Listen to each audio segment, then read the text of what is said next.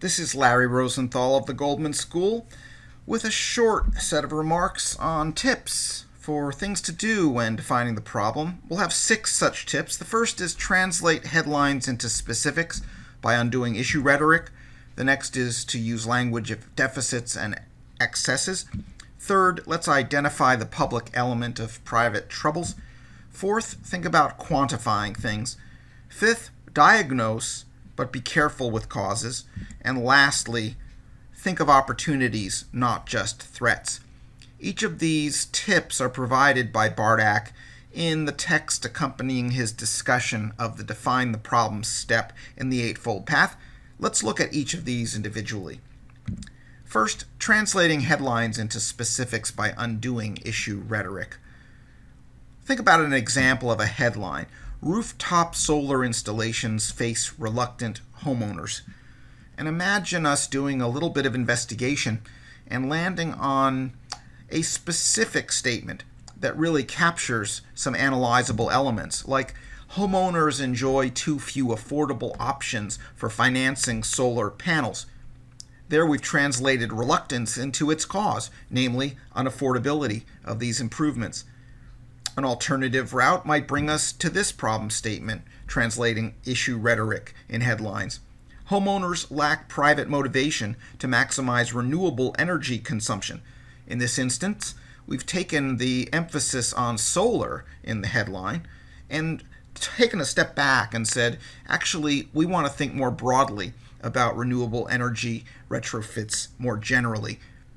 Both of these are good examples of taking problem concepts that are delivered to us in the media and in headlines, and then reducing them to analyzable problems. Let's move on to Bardak's next recommendation, which is that we use language of deficits and excesses. Consider this draft problem statement.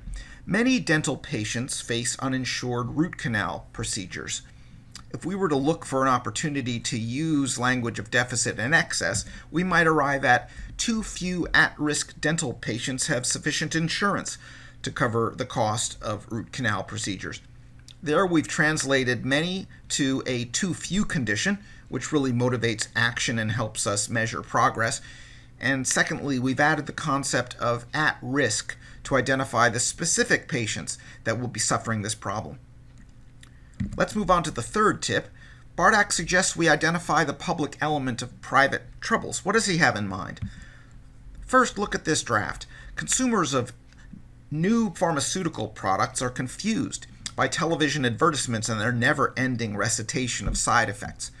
When we do some initial research as we're trying to think about a good problem definition for our policy analysis, we might come upon the government program that regulates advertisement of pharmaceuticals, and we might decide that program is itself the cause of this problem, in which case we would redraft the statement of our problem to be regulations requiring drug companies to list possible side effects in their advertisements are failing, since too few consumers are being adequately informed when considering medication options. Moving on to the fourth of these tips, Bardak says, quantify where possible. Here's an example. The draft might read, parents of high school students tend not to attend their kids' theater and music performances as much as they do when their kids play sports. If we look at ways to quantify the problem, we might come upon a good statistic that we want to put right into our problem definition. Half the number of high school parents attend their kids' theater and music performances compared to sports. This will give us a quantifiable conjecture about the world that we can then verify, and if we can change that proportion for the better, we may have a way to identify actual social progress on this problem that we've defined. Fifth, let's diagnose our problem and put our diagnoses into our problem statement, but we must be careful. Here's an example. If we're working on traffic safety, we might say excessive highway speeds cause death, injuries, and property damage.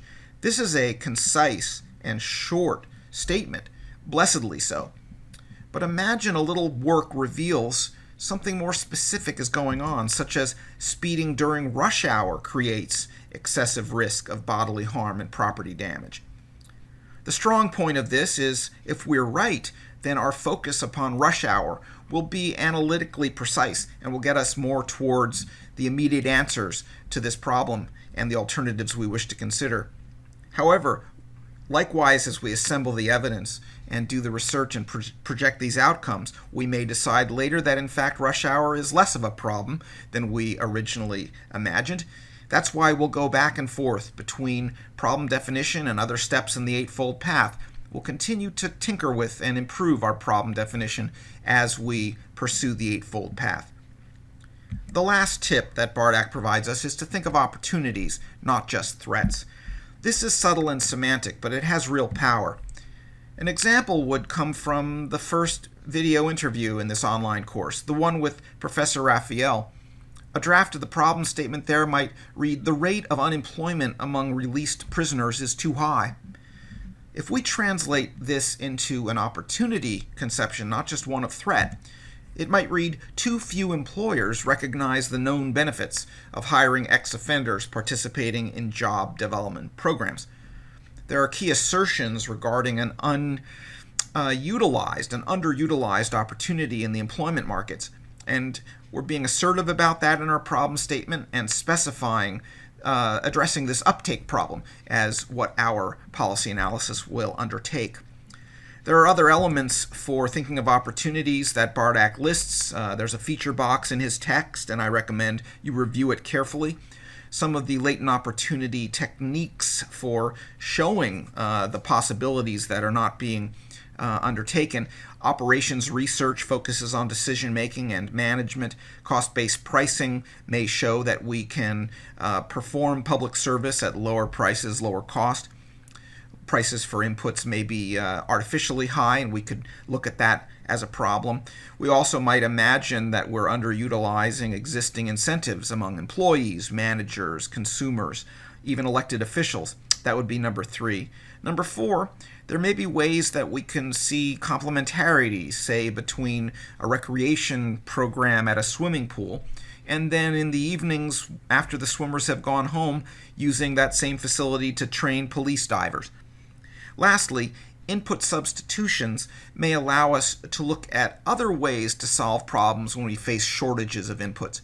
For example, we may have any number of limitations on the public staffing that we have available to us, and we could look at instead substituting volunteers. Summarizing all of these tips that Bardak provides us for defining the problem, let's look at them. Translate headlines into specifics, undoing issue rhetoric, using language of deficits and excesses, identifying the public element of private troubles, quantifying things, diagnosing while being careful with causes, and lastly, thinking of opportunities, not just threats. Thank you for your attention on this video. Stay tuned for the next one, which will look at tips regarding defining the problem, but it's things to consider not doing, warnings, and problems to avoid when we work on this step of the Eightfold Path.